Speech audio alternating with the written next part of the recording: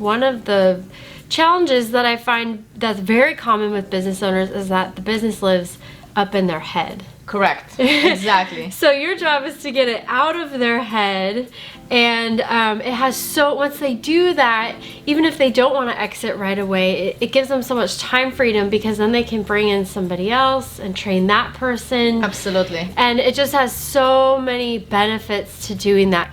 If the business is up in their head, if everything is up in their head and the business kind of revolves around you, you don't really have anything that you can then exit from. That's exactly right. Hi there, my name is Ashley Micciche, CEO of True North Retirement Advisors, where we specialize in retirement and exit planning for business owners. And I'm super excited today because today is the first in what I hope to be a long series on exit expert interviews.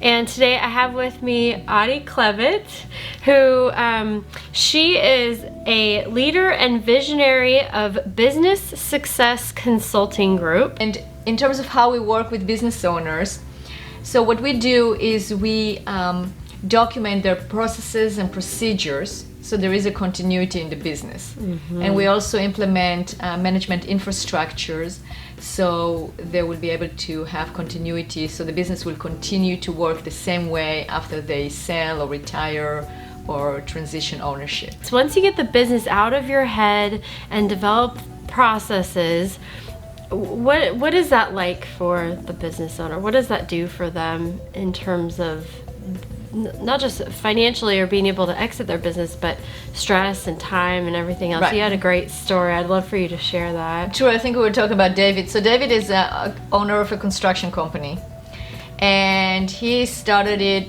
about 25 years ago, and he was wearing all the hats. He expanded the company, so he was hiring and he had people working for him, but he was still working 60 hours in the business. He wanted to be able to step out of the business and be able to work on the business, and then also plan for his retirement. We helped him identify and document all of his processes and his procedures, definitely the key ones, the core processes. We trained his key leadership team on those processes and procedures, and they in turn trained their own team. As a result, he was able to actually get himself out of the business, was able to let his leadership team wear their hats. He knew that his business is operating and is successful because of the actions that he's doing. Right. He really built a name for himself, and he had to continue with that. He wanted the reputation to continue, and the great customer care and all of that. By documenting and systematizing the business, he was able to actually get himself out of the business, and he was able to get the business was operating, and instead of working 60 hours a week, he was able now to work as many hours that he wanted. And he was actually able to take a vacation without having to look at his phone. I think he turned his phone off. I'm not sure about that, but I know that he came back and he told me that it was so good because he did not have to be constantly with his phone and answering emails and answering calls and talking to customers, because he had his team actually handle it.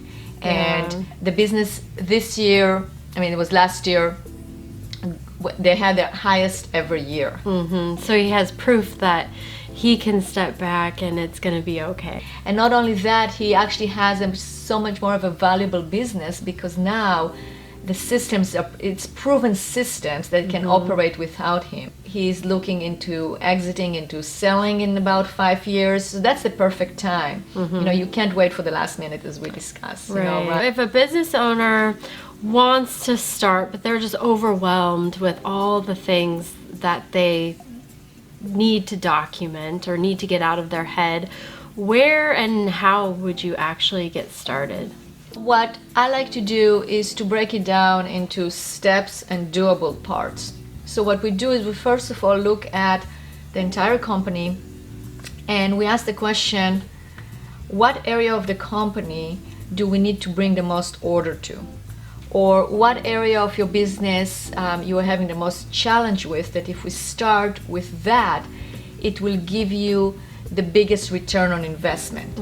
And return on investment, not just in terms of monetary return on investment, although all of the actions that we take they're all done with the idea of increasing profit, right? But the return on investment can be in terms of better reputation, better goodwill, working less hours, less stress. So whatever that pain point is, let's fix that pain point.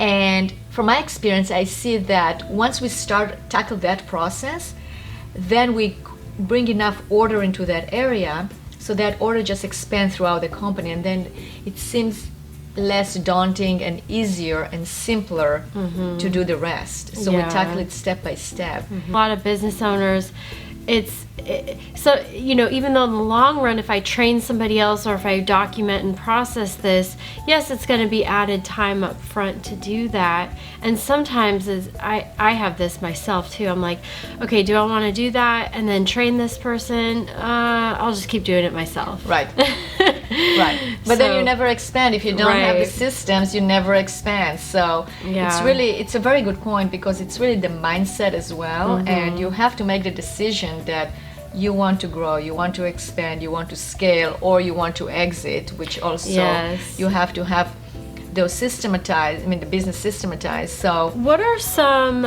roadblocks or obstacles that either business owners have, they're reluctant to begin, or that you have in working with business owners to kind of overcome some of the challenges that might exist with documenting and implementing processes? So the first one is where to start, which we covered, and how can I find the time? And I think it's the know-how.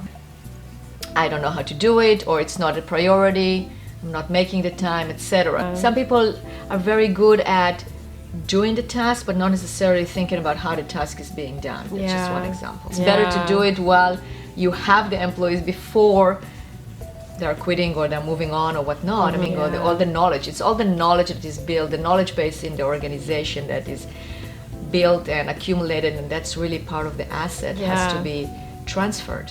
Right. What's kind of the end output, and is it an ongoing consulting where you kind of come in from as needed from time to time? We document the processes, we publish it, we train.